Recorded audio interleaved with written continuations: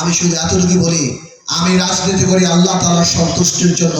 আমি মনে করি রাজনীতি এত সুন্দর একটা জায়গা যেখান দিয়ে মানুষের সেবা করা যায়, মানুষের কাছে যাওয়া যায়, এটা একটা আমানত। এবং আমি মাঝখানে যখন আওয়ামী লীগ সরকারে ছিল, এমনি এত বছর হয়ে গেল, মাঝে মাঝে চিন্তা করতাম আসলে কি রাজনীতি করা ভুল, আসলে কি রাজনীতি কোনো ধন্যবাদহীন কোনো কিছু। কিন্তু দেশ নেত্রী খালেদা জিয়ার জানাজায় যাওয়ার পরে আমি চিন্তা করলাম, একটা মানুষ, না প্রধানমন্ত্রী না বিরোধী দলীয় নেত্রী, শুধুমাত্র মানুষের ভালোবাসায় মানুষের হৃদয়ের প্রধানমন্ত্রী কিভাবে হয়ে গেল। কত লক্ষ লোক সেই জানাজায় তার জন্য দোয়া করলো।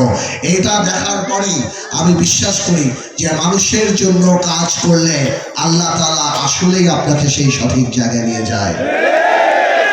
আমি আপনাদেরকে এতটুকু বলতে চাই, আপনারা আজকে এখান থেকে মা বোন সহ যারা আছেন, এই যে আমি আমার হিন্দু বোনদের দেখতে পাচ্ছি, আমার ভোটাররা, আমার বিএনপি, আমার বিজেপি সাধারণ মানুষরা, আপনারা বাড়ি বাড়ি চলে যেয়ে বলবেন আমরা মঞ্জু মিয়ার ছেলের পাশে দাঁড়াবো, মঞ্জু মিয়ার ছেলেকে সুযোগ দেব।